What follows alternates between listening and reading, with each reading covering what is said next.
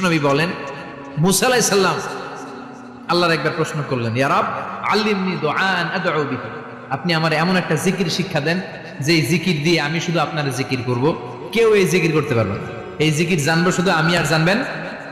কথা কোন? প্রশ্ন করছে কে? হ্যাঁ, কাকে করেছে? আল্লাহ এমন একটা জিকির শিখান যেই জিকির কেউ জানে না, আমি জানবো, আর ওই জিকির দিয়ে প্রাণ ভরে আপনারে ডাকবো। আল্লাহ বললেন মুসা পড়ো লা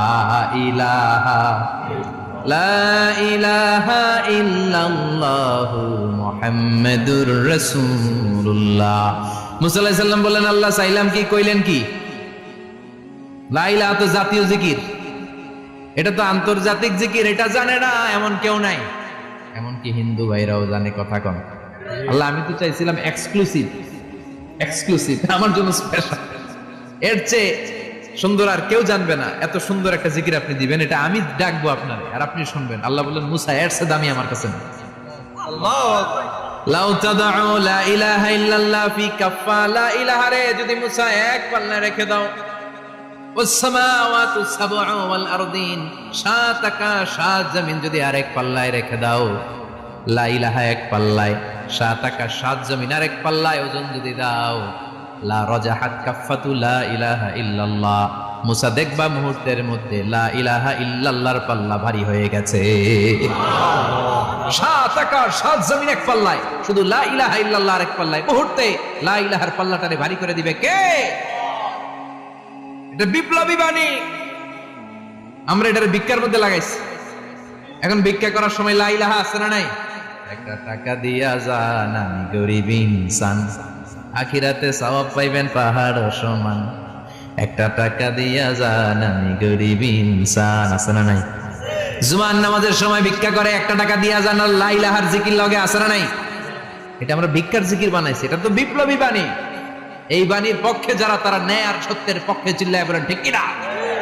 এই বাণীতে যারা বিশ্বাস করে তারা এক আল্লাহর সামনে মাথা নত করে দেয়, গোটা পৃথিবীর কোন শক্তির সামনে ওই মাথা নত হয় না, ঠিক কিনা? এই লা ইলাহা যারা আমরা মানি, আল্লাহ ছাড়া কারো সামনে মাথা নত করব? কোন শক্তি আমাদের মাথা নত করাতে পারে না। বিপ্লবী বাণী, এটা সংগ্রামী বাণী। এই বাণী এমন বিপ্লব তৈরি করে গোটা বিশ্ব পাল্টে দেয়। এই লা ইলাহার ব্যাখ্যা করেছেন সাইয়্যিদ কুতুব শাহীদ তার তাফসিরে। নাম শুনছেন? কি নাম তাফসিরের? ফি জিলালিল কোরআন। ফি জিলালিল কোরআন লিখে উনি মিশর কাঁপিয়ে দিলেন। তিনি গোটা বিশ্বের জাহালাতকে তার তাফসিরের লেখনের মধ্যে দিয়ে তুলে এনেছেন। আর বলেছেন আল্লাহর আইন ছাড়া পৃথিবীর বুকে কোনো আইন চলবে না। তার তাফসির পরে মিশরের সব যুবকরা রাস্তায় নেমে আন্দোলনের চোটে পুরো মিশরে উত্তাল গণ আন্দোলন। ইনিল হুকমু ইল্লা লিল্লাহ, আল্লাহর জমিনে আল্লাহর আইন ছাড়া কিছু চলবে? পুরো মিশর টালমাটা, সরকার টালমাটা।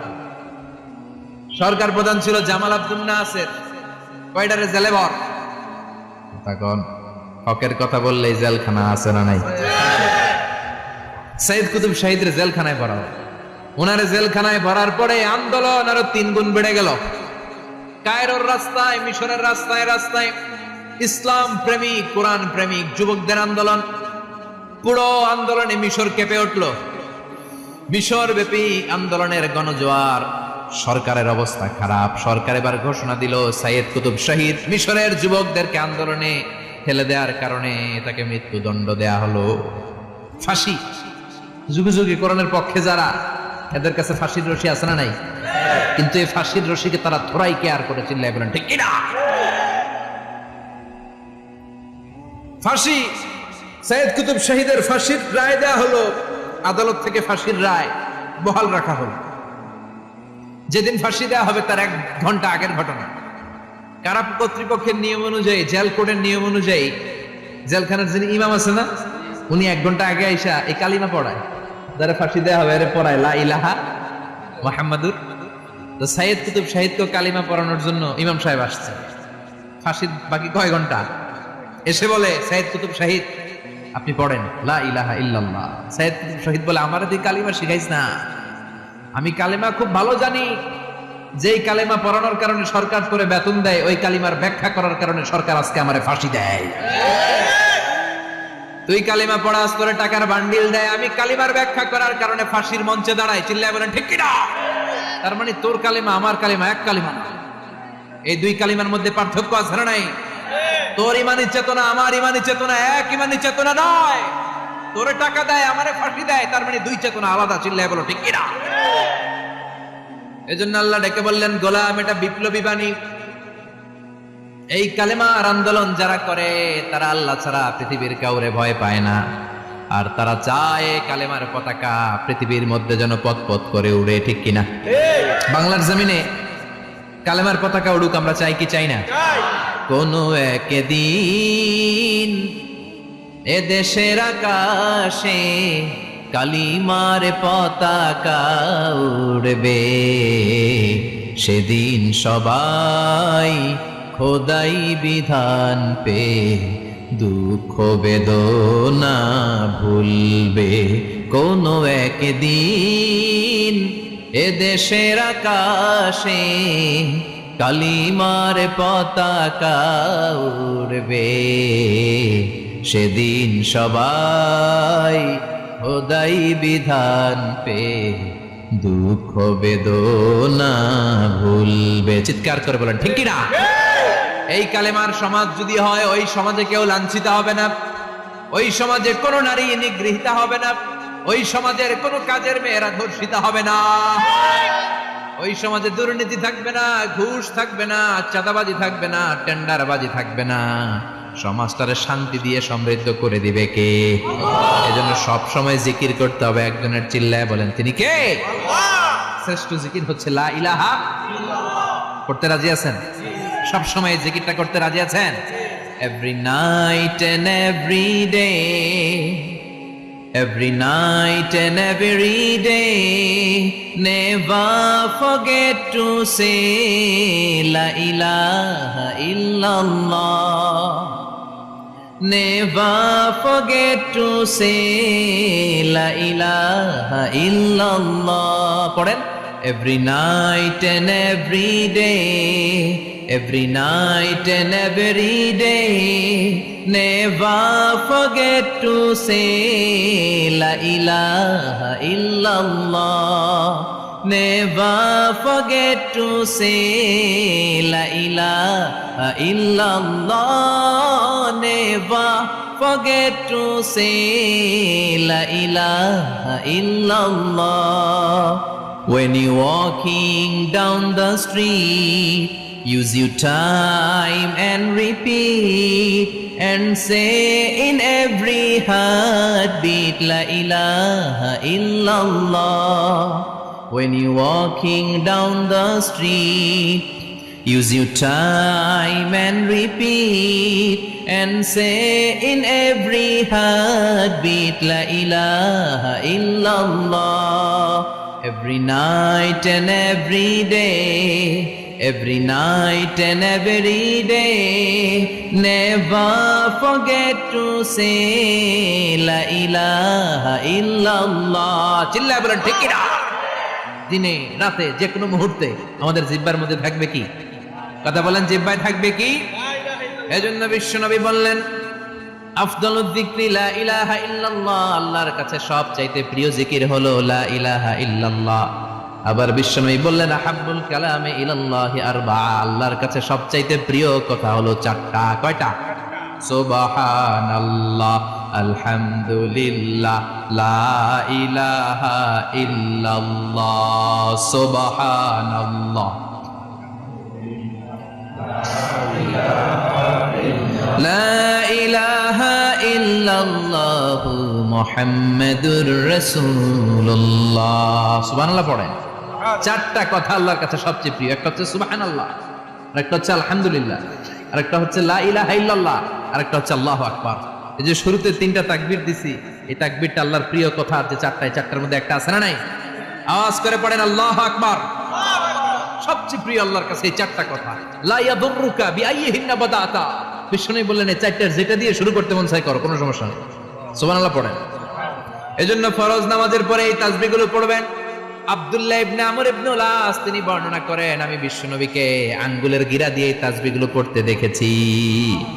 রাআইতুন নাবিয়্যা সাল্লাল্লাহু আলাইহি ওয়াসাল্লাম ইয়াকিদু তাসবিহ বিয়ামিনি, আমি বিশ্বনবীর ডান হাতের আঙ্গুলের গিড়ায় তাসবিহগুলোকে পড়তে দেখেছি। পড়তে রাজি আছেন? ডান হাত তোলেন, এই আঙ্গুলের করের মধ্যে এইভাবে রাখেন, এইভাবে রেখে নামাজের পরেই সুবহানাল্লাহ আলহামদুলিল্লাহ পড়তে রাজি আছেন? সুবহানাল্লাহ 33 বার, আলহামদুলিল্লাহ 33 বার, আল্লাহু আকবার 33 বার পড়তে রাজি আছেন সবাই? আল্লাহ তুমি কবুল করো। ফরজ সালাতের পরে আমরা মুনাজাত দেওয়ার জন্য পাগল হয়ে যাই। আসসালামু আলাইকুম ওয়া রাহমাতুল্লাহ, আসসালামু আলাইকুম ওয়া রাহমাতুল্লাহ, আমিন ইয়া আরহামার রাহিমিন। আসসালামু নাই। কিন্তু বিশ্বনবী সালাম ফিরানোর পরে সর্বপ্রথম যে আওয়াজটা করতেন সেটা হচ্ছে আল্লাহু আকবার। এরপর 3 বার পড়তেন আস্তাগফিরুল্লাহ, আস্তাগফিরুল্লাহ, আস্তাগফিরুল্লাহ। এরপর আয়াতুল কুরসি একবার। কয়বার? মান ক্বারা আয়াতুল কুরসি দুবুরা কুল্লি সালাতিন মাকতুবা লাম ইয়ামনাহু মিন দুখুলিল জান্নাতি ইল্লাল মাউত। প্রত্যেক ফরজ সালাতের পরে যে একবার আয়াতুল কুরসি পড়ে তার জান্নাতে ঢোকার ক্ষেত্রে আর কোনো বাধা থাকে না, একটা জিনিস ছাড়া, সেটা হচ্ছে মরণ। লোকটা মরে না তাই জান্নাতে যায় না, মরলেই জান্নাত। সুবহানাল্লাহ, আল্লাহু আকবার। এরপরে 33 বার সুবহানাল্লাহ, 33 বার আলহামদুলিল্লাহ, 33 বার আল্লাহু আকবার। সবশেষে মিলাবেন লা ইলাহা ইল্লাল্লাহ ওয়াহদাহু লা শারীকা লা লাহুল মুলকু ওয়া লাহুল হামদু ওয়া হুয়া আলা কুল্লি শাইইন কাদির। এরপরে পড়তেন আল্লাহুম্মা আনতাস সালাম ওয়া মিনকাস সালাম তাবারাকতা ইয়া যাল জালালি ওয়াল ইকরাম। এরপরে পড়তেন আল্লাহুম্মা লা মানিআ লিমা আ'তাইতা ওয়া লা মু'তিয়া লিমা মানা'তা ওয়া লা ইয়ানফা'ু যাল জাদ্দি মিনকাল জাদ।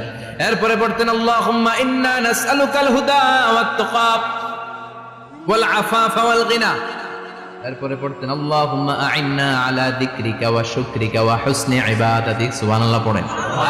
কত তাসবিহ, কত দোয়া।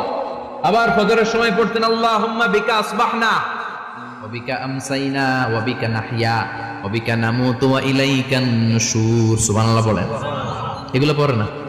আল্লাহুম্মা আমিন ইয়া আরহামার রাহিমিন। কত বড় ডাকাত। বিশ্বনবী বলেন মান লাজিমাল ইস্তিগফার জাআলাল্লাহু লাহু মিন কুল্লি দিকিন মাখরাজা। সব সময় ইস্তিগফারের সাথে যে লেগে থাকবে রব্বুল আলামিন তারে 5টা জিনিস দিবে। কয়টা? কথা কোন? আরো জোরে সবাই বলেন কয়টা?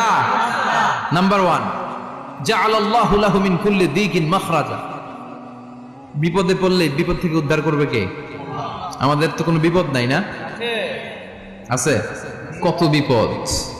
হ্যাঁ, রাস্তাঘাটে দুর্ঘটনা হতে পারে, যে কোনো সময় ভূমিকম্পে পড়তে পারি, বজ্রপাত পড়তে পারে না, ঠেড়া বইরা মানুষ নাই, আছে না নাই? এই বিপদ আপদ থেকে আপনারা রক্ষা করবে কে? যদি আপনি ইস্তেগফারের সাথে আঠার মতো লেগে থাকেন। কিসের সাথে? কথা বলেন। ইস্তেগফারের সাথে লেগে থাকতে পারলে 1 নাম্বার হচ্ছে বিপদে পড়লে আপনারে মুক্ত করে দিবে কে? 2 নাম্বার ওমিন কুল্লি হাম্মিন ফারাজা, যে কোনো ধরনের টেনশন, হাইপার টেনশন থেকে বাঁচায় দিবে কে? আমাদের তো টেনশন মেনশন নাই না? আছে। লাইফ নিয়ে টেনশন, বাঁচার টেনশন, মরার টেনশন, ক্যারিয়ারের টেনশন, রাস্তাঘাটে যানজট এটার টেনশন, পুলিশের দৌড়ানি, র্যাবের দৌড়ানি, বাড়ির ভাড়া, গ্যাস বিল, বিদ্যুৎ বিল, ছেলে মেয়েদের লেখাপড়া, কত টেনশন। এই সব টেনশন থেকে আপনারে মুক্ত করে দিবে কে? 3 নম্বরে ওয়ারযুকহু মিন হাইসু লা ইয়াহতাসিব, এমন জায়গা থেকে আল্লাহ আপনার রিজিকের ব্যবস্থা করবে আপনি কল্পনাই করতে পারবেন না। সুবহানাল্লাহ পড়েন। 4 নম্বরে সবসময় ইস্তেগফার যদি পড়া হয় আল্লাহর কোনো আযাব ওই বান্দার উপরে আসে না। ওমা কানাল্লাহু মুআযযিবাহুম ওয়া হুম ইস্তাগফিরুন।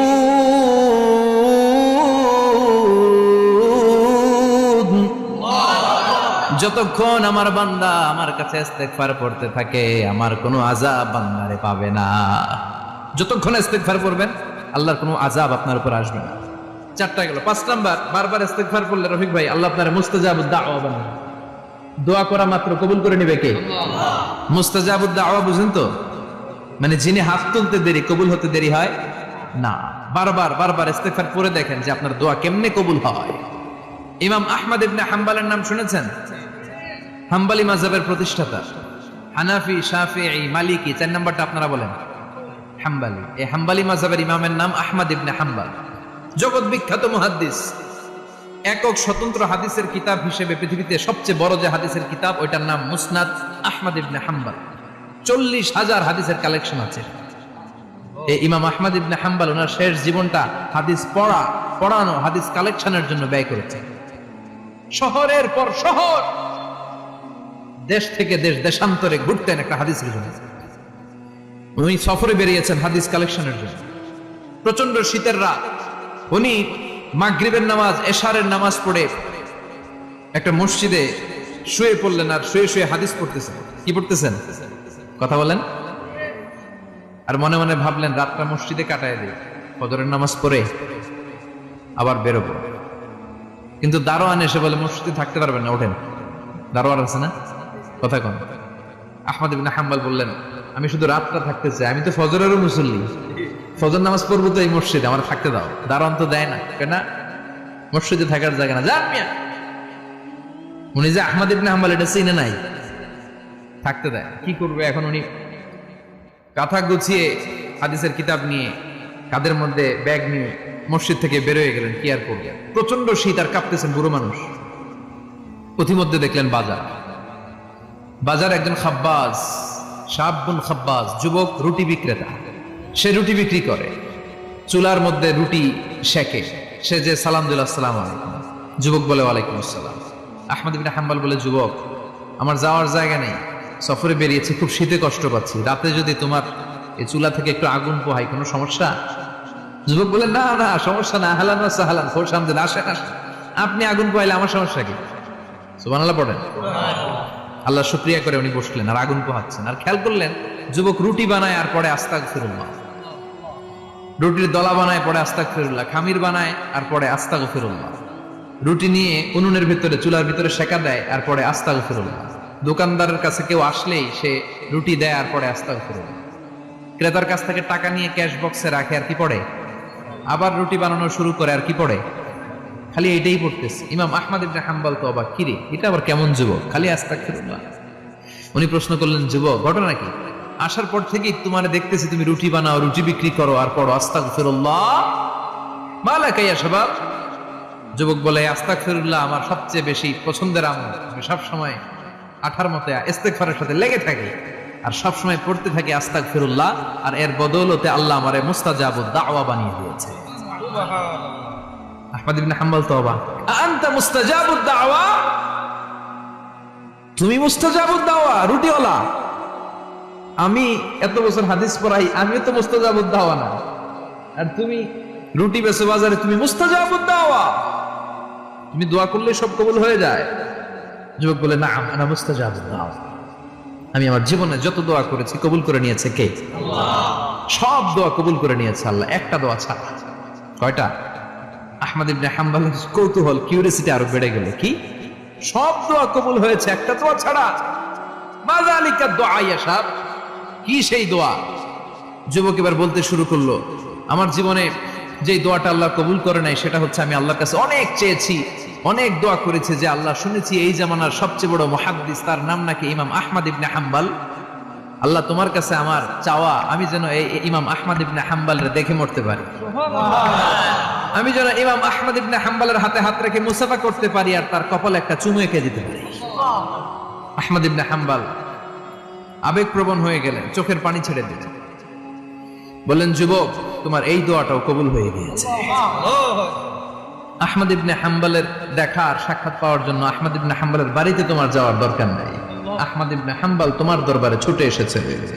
আনা আহমদ ইবনে হাম্বল মুহাদ্দিসুদ দাহর, আমি নিজেই আহমদ ইবনে হাম্বল। যুবক চোখের পানি ছেড়ে দেয়, আহমদ ইবনে হাম্বল চোখের পানি ছেড়ে দেয়। যুবক চিৎকার মেরে ইমাম আহমদ ইবনে হাম্বলকে জড়িয়ে ধরে, হাতে হাত রেখে মুসাফা করে, কপালের মধ্যে চুমু খায় আর আল্লাহর শুকরিয়া করে বলে ও ইমাম আসলে এই দোয়াটাও আল্লাহ আজকে কবুল করে নিল। বিশ্বাস হয় সবসময় ইস্তেগফার করলে আপনার দোয়াগুলোর এইভাবে কবুল করে নিবে কে? এই পাঁচটা জিনিস পাবেন সবসময় যদি ইস্তেগফারের সাথে লেগে থাকেন। রাজি আছেন তো? এই জন্য বিশ্বনবী সব সময় নামাজে সালাম ফিরানোর পরে পড়তেন আস্তাগফিরুল্লাহ। কি পড়তেন? তিনবার পড়তেন আস্তাগফিরুল্লাহ, আস্তাগফিরুল্লাহ, আস্তাগফিরুল্লাহ। পড়তে রাজি আছেন? ইস্তেগফারের অনেকগুলো আলফাজ আছে, সবচেয়ে ছোট ইস্তেগফার হচ্ছে এটা আস্তাগফিরুল্লাহ, আস্তাগফিরুল্লাহ। আরো আছে আস্তাগফিরুল্লাহ আল্লাযী লা ইলাহা ইল্লা হুয়াল হাইয়ুল কাইয়্যুম ওয়া আতুবু ইলাইহি। বিষ্ণু বলেন এই ইস্তেগফারটা যদি কেউ পড়ে, আত-তাওয়াল্লি মিন ইয়াউমিজ যাহাফ, যুদ্ধের ময়দান থেকে পালিয়ে আসা কবিরা গুনাহ। কি গুনাহ? কাফেরদের সাথে যুদ্ধ, আমি তাগড়া যুবক তলোয়ার নিয়ে নেমেছি, আমার দেহের এক ফোঁটা রক্ত থাকা পর্যন্ত আমি যুদ্ধ চালিয়ে যাব, আমি ফিরে আসতে পারবো না। আইনটা কার? ফিরে আসলে কবিরা গুনাহ। বিশ্বনবী বলেন, যুদ্ধের ময়দান থেকে ফিরে এসেছে এরকম কবিরা গুনাহ অবলম্বনকারীও যদি আস্তাগফিরুল্লাহ আল্লাযী লা ইলাহা ইল্লা হুয়াল হাইয়ুল কাইয়্যুম ওয়া আতুবু ইলাইহি পড়ে, ওই কবিরা গুনাহকারীকেও ক্ষমা করে দিবে কে? করতে রাজি আছেন তো? আবার সাইয়েদনা আবু বকর বললেন, ইয়া রাসূলুল্লাহ আল্লিমনি দুআআন আদউ বিহি ফি সালাতি, এমন দোয়া আপনি আমারে শিক্ষা দেন যেই দোয়াটা আমি নামাজে পড়তে পারি। বিশ্বনবী বললেন, পড়ো আল্লাহুম্মা ইন্নী যালামতু নাফসি যুলমান কাসীরা ওয়া লা ইয়াগফিরুয যুনুবা ইল্লা আনতা ফাগফিরলি মাগফিরাতাম মিন ইনদিক ইন্নাকা আনতাল গফুরুর রহিম। সুবহানাল্লাহ পড়েন। এটাও ইস্তেগফার। আমরা এটার বলে দোয়া মাসুরা, সালাম ফেরানোর আগে পড়ি না? যেখানেই ক্ষমা চাওয়ার কথা আছে ওইটারই কি বলে? ইস্তিগফার। আল্লাহুম্মা ইন্নী যালামতু নাফসি, আল্লাহ জুলুম করেছি, যুলমান কাসীরা, অনেক জুলুম। ওয়ালা ইয়াগফিরুয যুনুবা ইল্লা আনতা, তুমি ছাড়া এই গুনাহ ক্ষমা করার তো কেউ নাই। ফাগফিরলি মাগফিরাতাম মিন ইনদিক, তোমার দয়ায় আমারে ক্ষমা করে দাও। ইন্নাকা আনতাল গফুরুর রহিম, তুমি হলা ক্ষমাশীল। ঠিক কি না?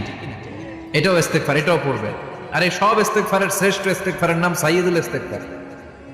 যত ইস্তেগফার হতে পারে এর মধ্যে সবচেয়ে শ্রেষ্ঠতম ইস্তেগফার নাম কি? কথা কন। বুখারীর বর্ণনা, শাদ্দাদ ইবনে আউস রাদিয়াল্লাহু তাআলা আনহু বর্ণনা করেন, এই সাইয়্যিদুল ইস্তেগফার দিনের বেলা যে পড়বে ওই দিনে মারা গেলে সে জান্নাতি।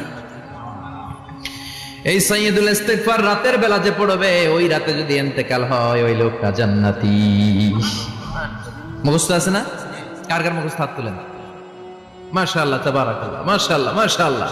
আর যাদের নাই তাদের হোমওয়ার্ক, তাদের আল্লাহুম্মা আনতা রাব্বি লা ইলাহা ইল্লা আনতা খালাকতানি ওয়া আনা আবদুক ওয়া আনা আলা আহদিকা ওয়া ওয়া'দিকা মাস্তাতা'তু আউযু বিকা মিন শাররি মা সানা'তু আবু'ু লাকা বিনি'মাতিকা আলাইয়া ওয়া আবু'ু লাকা বিযামবি ফাগফিরলি ফাইন্নাহু লা ইয়াগফিরুয যুনুবা ইল্লা আনতা।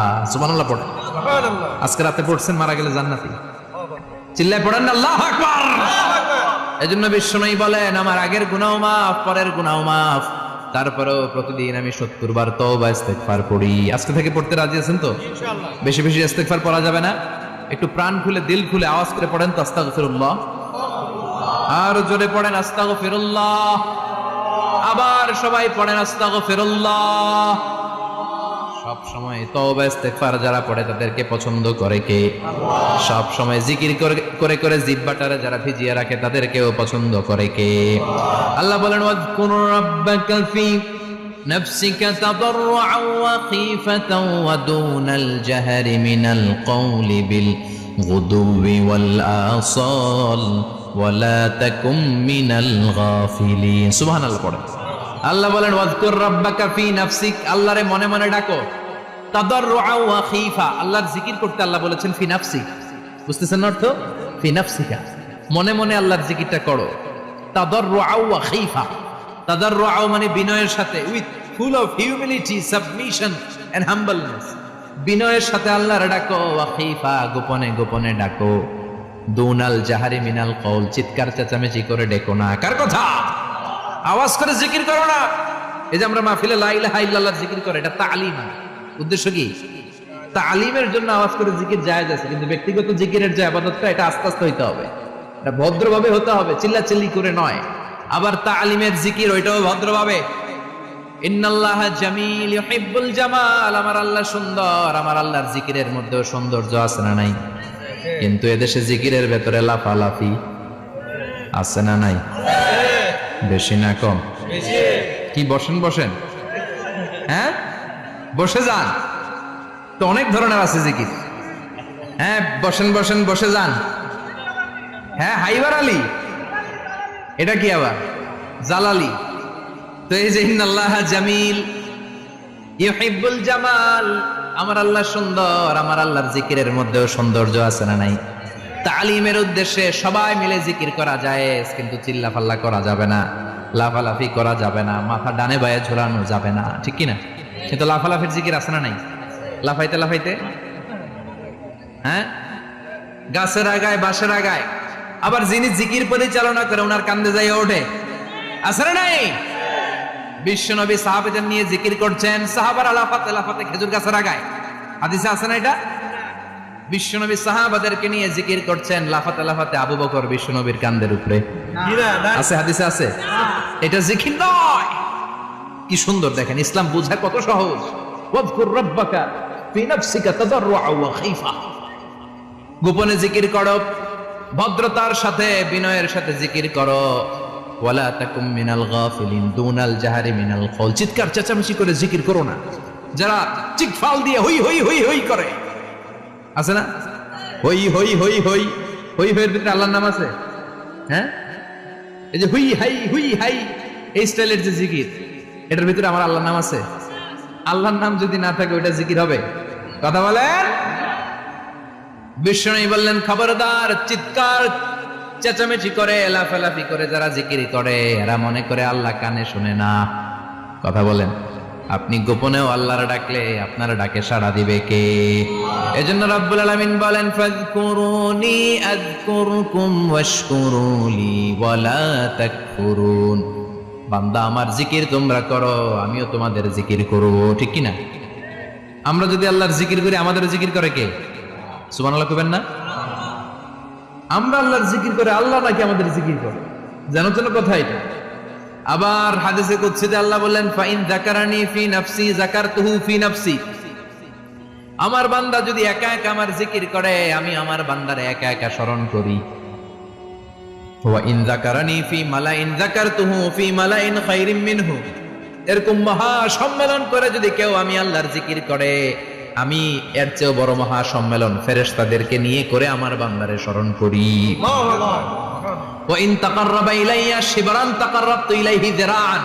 আমার বান্দা যদি আমার দিকে এক বিঘত আসতে চায়, আমি আমার বান্দার দিকে এক হাত এগিয়ে যাই। আমার বান্দা যদি আমার দিকে এক হাত আসতে চায়, আমি আমার বান্দার দিকে দুই হাত যাই। ওয়া ইন আতানি ইয়ামশি আতাইতুহু হারওয়ালা। আমার বান্দা যদি আমার দিকে হেঁটে হেঁটে আসতে চায়, আমি আমার বান্দার দিকে দৌড়ে দৌড়ে যাই। সুবহানাল্লাহ পড়ে। এজন্য বিশ্বনবী বলেন, লা ইয়াজালু লিসানুকা রাতবাম মিন যিকরিল্লাহ। আল্লাহর জিকির দিয়ে জিহ্বাটারে ভিজিয়ে রাখবা। কার কথা? চিল্লায় বলেন, কার কথা? সবসময় আল্লাহর জিকির করতে রাজি আছেন তো? সবচেয়ে শ্রেষ্ঠ জিকির বিশ্বনবী বললেন, আফদালু যিকরি লা ইলাহা লা ইলাহা লা ইলাহা ইল্লাল্লাহু মুহাম্মাদুর রাসূলুল্লাহ সাল্লাল্লাহু। সবচাইতে শ্রেষ্ঠ জিকির লা ইলাহা। এর চেয়ে শ্রেষ্ঠ জিকির আছে? কথা বলেন।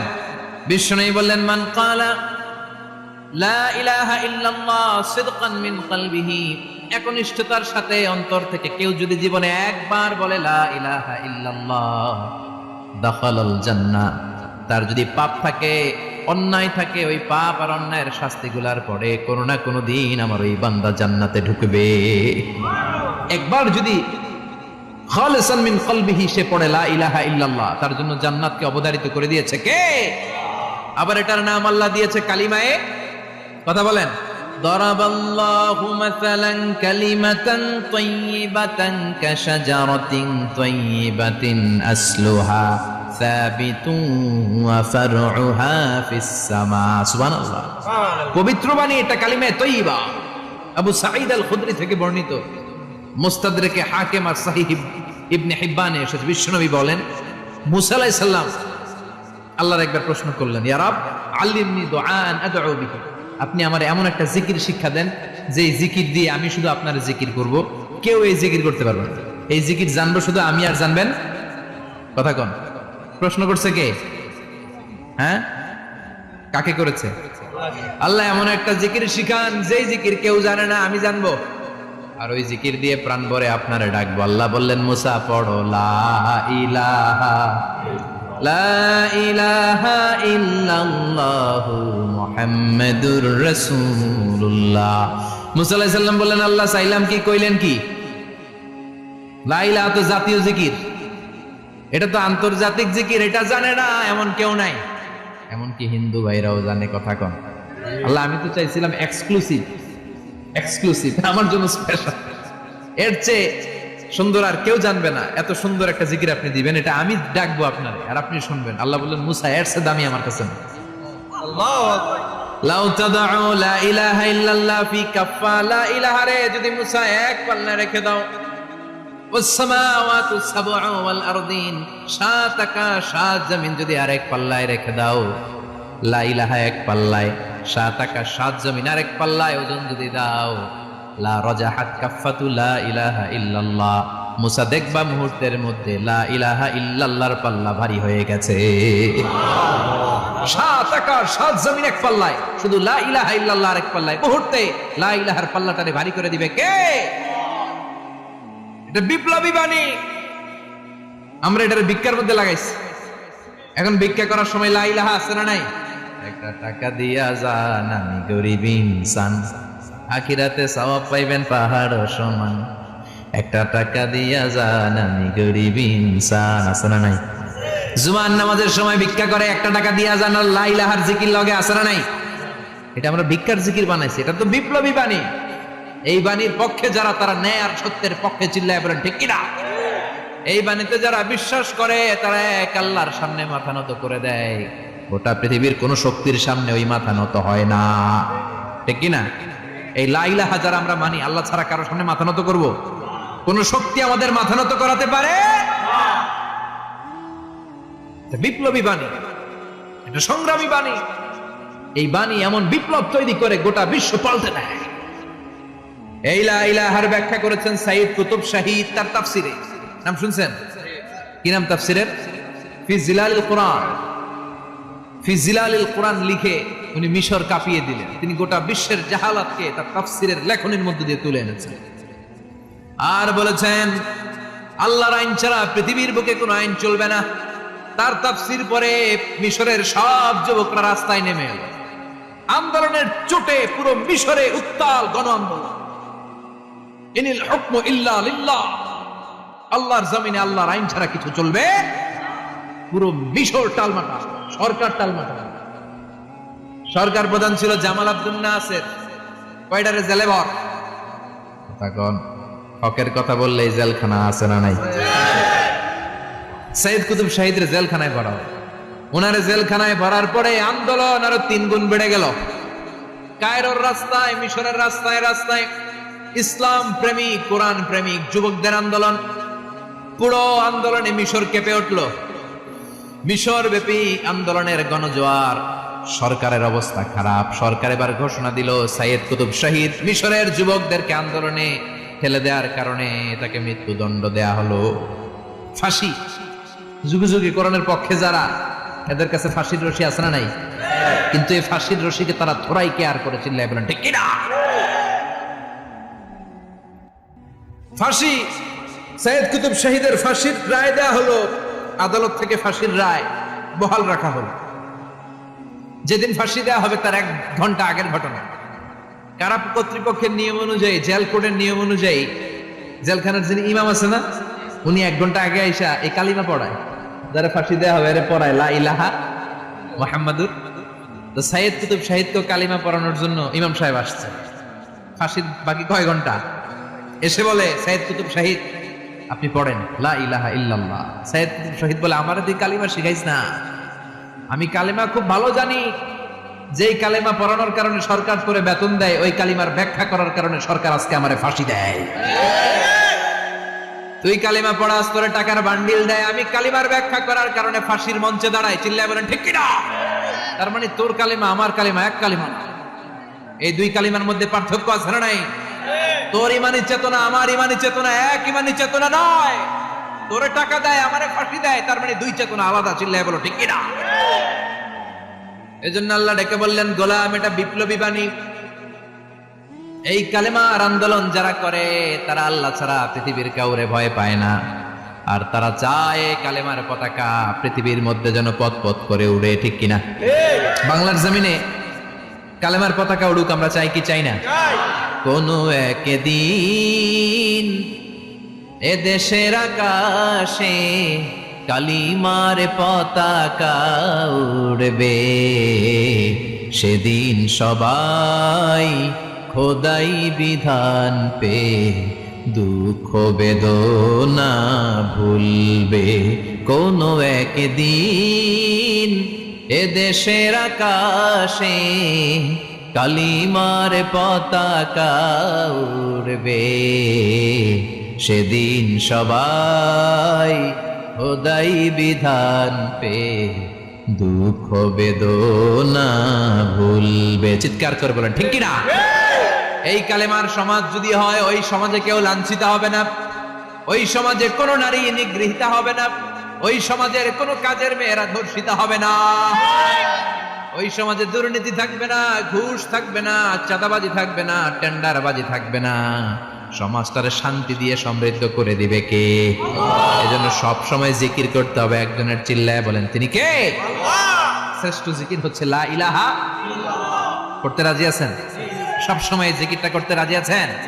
Every night and every day, every night and every day, never forget to say la ilaha illallah. Never forget to say la ilaha illallah. পড়েন, every night and every day, every night and every day, never forget to say la ilaha illallah. Never forget to say la ilaha illallah. Never forget to say la ilaha illallah.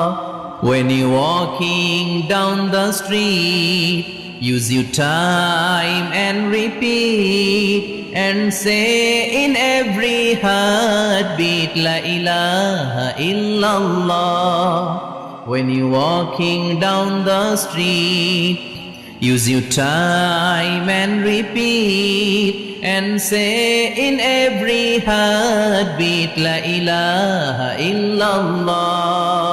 Every night and every day, every night and every day, never forget to say la ilaha illallah. চিল্লায় বলেন ঠিক কিনা?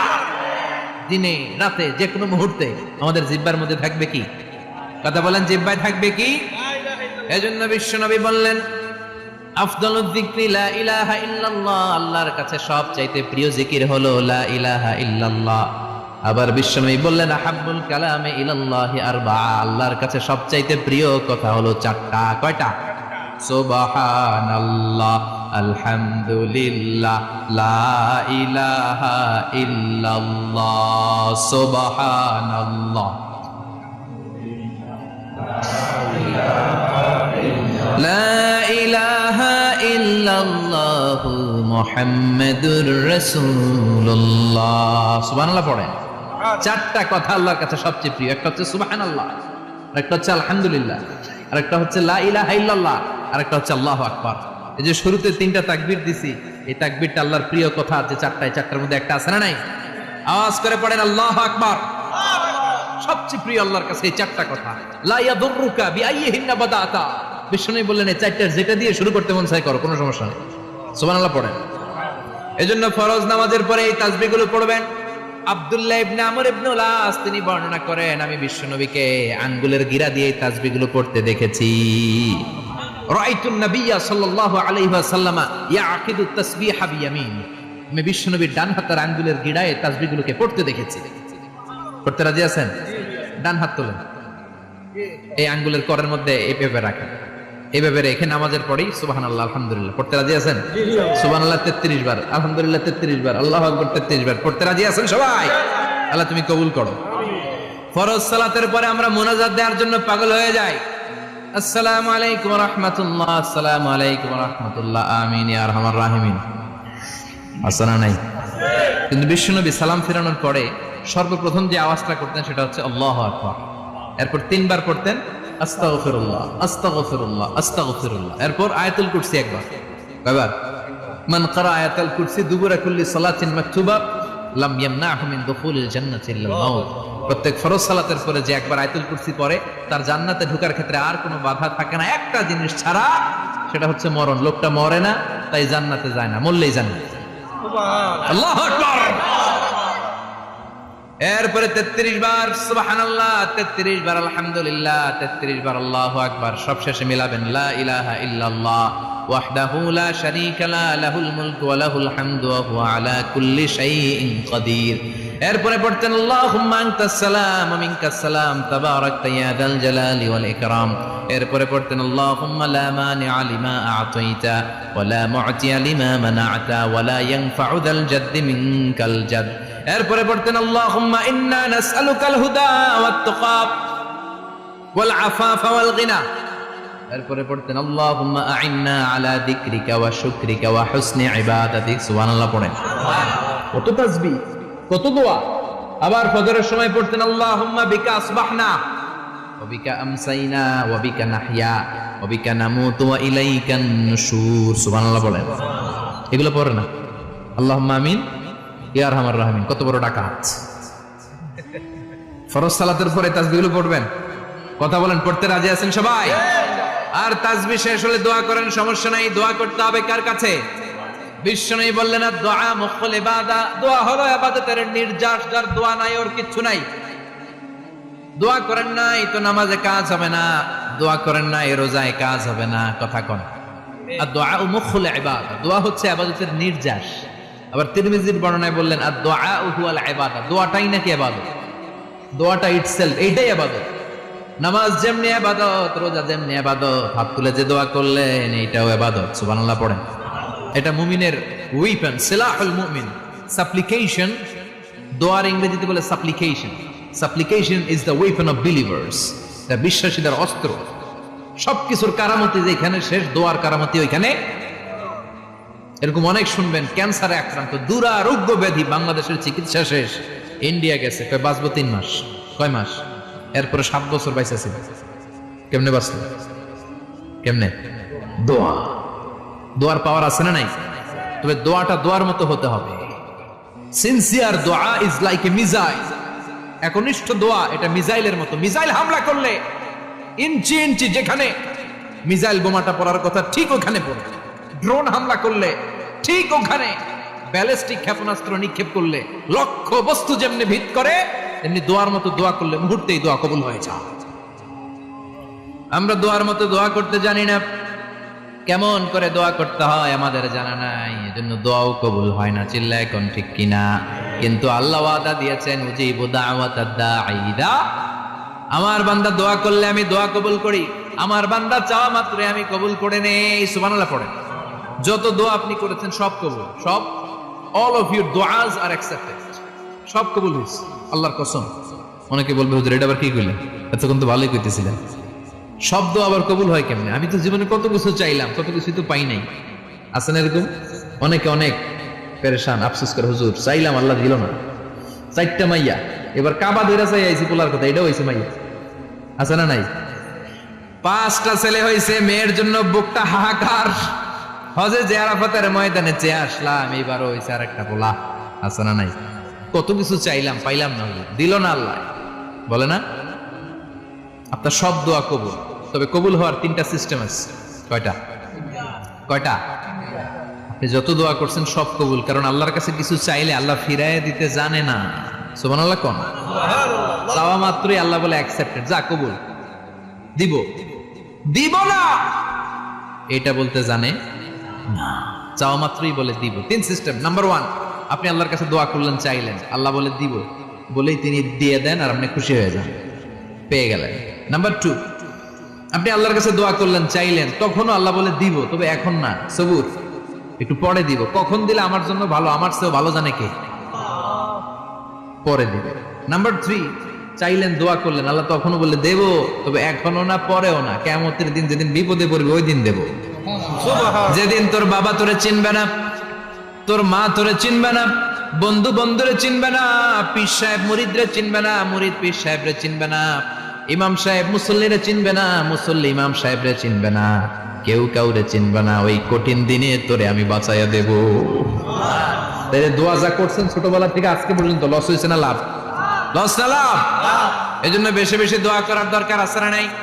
জীবনে যদি কোনো নেক আমল থাকে, ওই নেক আমল দিয়ে যদি আল্লাহর কাছে দোয়া করেন, দোয়া কবুল করে নিবে কে? তবে নেক আমলটা হইতে হবে শুধুমাত্র আল্লাহর সন্তুষ্টির জন্য। প্রত্যেকের জীবনেই কিছু আমল আছে যেটা লোক দেখানো করে, আছে না নাই? আবার কিছু আমল আছে আল্লাহরে খুশি করার জন্য করে, আছে না নাই? কথা বুঝতে পেরেছেন? রাত্রিবেলা যাচ্ছেন, কেউ নাই, রাস্তায় হঠাৎ দেখলেন মসজিদ, পাশে লেখা বড় করে দান বাক্স, পকেট থেকে কচকচে 1000 টাকার নোটটা ওইখানে ঢেলে দিলেন দান বাক্সের ভিতর। কেউ দেখে নাই, দেখছে কে? এটা পৃথিবীর কাউরে দেখানোর জন্য দিছিলেন? এই দানটা আল্লাহর কাছে প্রিয়। গোপন দান আল্লাহর রাগকে কমিয়ে দেয়। সুবহানাল্লাহ বলেন। আল্লাকা সিররুন ইনদাল্লাহ বাইনাকা আনতা ওয়া বাইনাল্লাহ, আল্লাকা সাদাকাতুন তাখফা লা ইয়ালামুহা ইল্লাল্লাহ, আল্লাকা সিররুন ইনদাল্লাহ বাইনাকা আনতা ওয়া বাইনাল্লাহ, আল্লাকা সাদাকাতুন তাখফা লা ইয়ালামুহা ইল্লাল্লাহ। সুবহানাল্লাহ বলেন। আল্লাকা সিররুন ইনদাল্লাহ, তোমার আর তোমার রবের মাঝে এমন কোন গোপন জিনিস আছে নাকি যেটা আল্লাহ ছাড়া কেউ জানে না? তোমার কোনোদিন কোনো গোপন দান আছে নাকি যেটা আল্লাহ ছাড়া কেউ দেখেনি? ওই দানটা আল্লাহর কাছে প্রিয়। চিল্লায় বলেন ঠিক কি না? এরকম কোন গোপন আমল দিয়ে যদি আপনি আল্লাহর কাছে ওসিলা করে দোয়া করেন, আল্লাহ ওই কঠিন বিপদের দিনে এই আমলটা করছিলাম শুধু তোমারে দেখানোর জন্য, এর ওসিলায় বাঁচাও, বাঁচাবে কে? বুখারীতে একটা হাদিস আছে, সালাসাতুন ফিল গার, বনি ইসরাইলের 3 লোক সফরে বেরিয়েছে, মরুভূমির সফর, মাঝখানে তুফান, কই যাবে, কই বাঁচবে, দৌড়াদৌড়ি শুরু। দৌড়াতে দৌড়াতে এক পাহাড়ের গুহার ভেতরে আশ্রয় নিয়েছে। গুহা চিনেন তো? পাহাড়ের গুহা। আশ্রয় নেওয়ার সাথে সাথেই বৃষ্টির পানির ঝাপটায় পাহাড়ের উপর থেকে বিশাল এক পাথর খণ্ড এসে পাহাড়ের গুহার মুখটা বন্ধ করে দিয়েছে। বন্ধ, অন্ধকার। এরা পড়ছে বিপদে, হায় হায় বাঁচার জন্য ঢুকলাম, এখন এই মরণ। ঢুকছিল কি জন্য? এখন মরণ। বিশাল পাথরের খণ্ড এসে গুহার রাস্তাটা বন্ধ করে দিয়েছে। 3 জন গায়ে যত শক্তি ছিল ধাক্কায়ও পাথর সরাইতে পারে না। হায় হায়, অক্সিজেন ভিতরে যা আছে আধা ঘন্টা শেষ হয়ে যাবে। কি করে বাঁচবে? বাঁচার উপায় নাই। চিল্লা পাল্লা শুরু হয়ে গেল, কান্নাকাটি শুরু। একজন বলে, তোমাদের জীবনে কার কি ন্যাক আমল আছে, যেই ন্যাক আমলটা আল্লাহর ভয়ে করছিল ওইটার ওসিলা দিয়ে দোয়া করে দেখো কিছু হয় কিনা। সুবহানাল্লাহ কোন? এটাই উপায়। একজন হাঁটু গেড়ে চোখের পানি ছাড়া শুরু করছে, দোয়া শুরু করছে, আল্লাহ আল্লাহুম্মা কানাত লি আবাওয়ান শাইখান কাবীরা, আল্লাহ আমার বাবা মা ছিল বৃদ্ধ বৃদ্ধা, আমি পেশায় রাখাল, সারাদিন ছাগল চড়িয়ে রাত্রিবেলা দুধ আনতাম, সবার আগে আব্বা মারা দিতাম, এরপরে আমার ছেলে মেয়ে, এরপরে স্ত্রী। একদিন গভীর রাতে এসে দেখি আব্বা আম্মা ঘুমায়, দুধের বাটি নিয়ে আব্বা আম্মার মাথার সামনে দাঁড়িয়ে রইলাম। ছেলে মেয়েগুলো আব্বা এসে বলে আব্বা দুধ দাও। আমি বললাম পরে, আগে আব্বা আম্মা খাবে তারপরে তোরা। ছেলে মেয়েগুলো কান্না জুড়ে দিল, আমি দেই নাই। ফজর পর্যন্ত দাঁড়িয়ে রইলাম। ফজরের আগ দিয়ে আব্বা আম্মা ঘুম থেকে উঠে দেখে তো আমার অবাক, কিরে বাবা দাঁড়িয়ে কেন? বললাম প্রতিদিন দুধ খেয়ে ঘুমাও, আজকে আগে আগে ঘুমিয়েছো, দুধ খাও নাই, তোমাদেরকে আগে দিব বলে দাঁড়িয়ে রইলাম। আল্লাহর ডেকে বলে, আল্লাহ ওই দিন সারা রাত দুধের বাটি নিয়ে মা বাবার শিওরে আমি দাঁড়িয়েছিলাম, ফজরের সময় আব্বা আম্মারে দুধ খাওয়ালাম, তারপরে ছেলে মেয়েদেরকে দিয়েছিলাম, তারপরে স্ত্রীর মুখে দিয়েছিলাম। ও মাবুদ, ওই দিনের এই কাজটা আমি দুনিয়ার কাউরে খুশি করার জন্য করি নাই, শুধুমাত্র তোমার খুশি ছাড়া। ওই রাতের ইবাদত যদি তোমার দরবারে ভালো লেগে থাকে, ফাফাররিজ আন্না মা নাহনু ফি, আজকের বিপদের দিনে কেউ বাঁচানোর নাই, তুমি আমাদের বাঁচাও। ফানফাজারাত, মুহূর্তের মধ্যে 1/3 বিশাল পাথর খণ্ডটা 1/3 ডান দিকে সরে যায়, এক পাশে সরে যায়। সামান্য আলো বাতাস ঢুকতে আরম্ভ করলো। এখন বাতাস ঢুকে, এখন বেঁচে থাকতে পারবে এই নিশ্চয়তা হয়েছে। সুবহানাল্লাহ কোন? এবার সে বলল, ভাই তোর কি আমল আছে বল। দ্বিতীয় জন হাঁটু গেড়ে আবার চোখের পানি ছেড়ে আল্লাহরে ডেকে বলে, মাবুদ আমার এক চাচাতো বোন ছিল, কানাত লি ইবনাতু আম জামিলা ওয়া কুনতু উহিব্বুহা কাআশাদ্দি মা ইউহিব্বুর রিজাল আন-নিসা। আল্লাহ সুন্দরী, অনন্যা, অপ্সরী, প্রিয়ংবদা, অনুসুয়া, গুণবতী, রূপবতী আমার এক চাচাতো বোন ছিল, তার প্রেমে আমি ছিলাম পাগল পাড়া, কিন্তু সে তো আমার ডাকে সাড়া দেয় না। অনেক চেষ্টা করলাম তারে পাওয়ার জন্য। চাচাতো বোন আমারে বলে, 100 স্বর্ণ মুদ্রা যেদিন দিতে পারবা ওই দিন আমারে পাবা। এবার আমি স্বর্ণ মুদ্রা কালেকশনের কাজে লেগে গেলাম। বছরের পর বছর চেষ্টা করে 100 স্বর্ণ মুদ্রা যেদিন পেলাম ওই দিন চাচাতো বোনের কাছে গেলাম, যে তার হাতে স্বর্ণ মুদ্রা দিলাম, বললাম চলো এবার আমরা অপকর্ম করি। স্বর্ণ মুদ্রা পেয়ে সেও খুশি, আমিও খুশি। সে পাইছে স্বর্ণ, আমি পাইছি তারে। গোপনে একটা রুমের ভেতরে ঢুকলাম, দুজনে জামা কাপড় খুলে ফেললাম, নেকেড হয়ে পাপ কাজ শুরু করব। ইন দা মিন টাইম আমার চাচাতো বোন আমারে বলে, ও আমার চাচাতো ভাই, আমারে তুই আমার সতীত্ব তুই নষ্ট করে দিস না, ইত্তাকিল্লাহ, আমার সম্ভ্রম তুই শেষ করে দিস না, ইত্তাকিল্লাহ, আল্লাহরে ভয় কর। আল্লাহ, ওই মুহূর্তে ফিরে আসা কঠিন কঠিন, কিন্তু ইত্তাকিল্লাহ, আল্লাহরে ভয় করে, এই শব্দটা যখন শুনলাম আমার ভিতরটা কেঁপে উঠেছে। আমি মুহূর্তে তোমার ভয়ে জামা পড়ে ওই রুম থেকে চিৎকার মেরে বেরিয়ে গিয়েছি। আল্লাহ, সেদিন আমি পাপ কাজ করি নাই, সেদিন আমি মনের খায়েশ মিটাই নাই, তোমার ভয়ে সেদিন আমি দৌড়ে পালিয়েছি। ওই দিনের ইবাদতটা আমলটা যদি তোমার কাছে ভালো লেগে থাকে, ফাফাররিজ আন্না ফিমা নাহনু ফি, আজকে যেই বিপদে আছি তুমি বাঁচাও। বলার সাথে সাথে 2/3 2/3 পাথরের খণ্ডটা আরো ডান দিকে সরে যা। সুবহানাল্লাহ পড়েন। এবার আরো বড় ফাঁকা হয়েছে। এবার তারা বেরোতে চেষ্টা করলো, দেখে মাথা বেরোয়, শরীর বেরোয় না, হাত বেরোয়, পিঠ বেরোয় না, পা বের হয়, দেহ বেরোয় না, আরো ছুটতে হবে। এবার বাকি আছে কয়জন? সে দোয়া করতে শুরু করলো, আল্লাহ ইস্তাজারতু জারাক, আমি ব্যবসায়ী ছিলাম, অনেক শ্রমিক ভাড়া করে একদিন একটা কাজ করাম, সব শ্রমিকের টাকা দিয়ে দিলাম। এক শ্রমিক টাকা না নিয়ে ভাগলপুর কই যে গেছে নিজেও জানি না, ওর টাকা আমার কাছে রয়ে গেল। এই শ্রমিককে আর টাকাটা বুঝাই দিতে পারি নাই। এই টাকা দিয়ে আমি কয়েকটা ছাগল কিনলাম, এই ছাগলগুলো বাচ্চা দিল, ওগুলো বাচ্চা দিল, ওগুলো বাচ্চা দিল, দিতে দিতে বিশাল ছাগলের ডেইরি ফার্ম করে ফেললাম তার ওই টাকা দিয়ে। 1 যুগ 12 বছর পরে সে এসে বলে, আমার টাকা ফিরায় দাও। আমি বললাম, এই যে ছাগলের ডেইরি ফার্ম পুরোটাই তোমার। সে বলে, আতাস্তাহজিউ মিন্নি, আমার সাথে ঠাট্টা করো? আমি পাই সামান্য কয়টা টাকা, 1 যুগ আগে যে টাকা পাইতাম ওইটা দিলেই চলবে।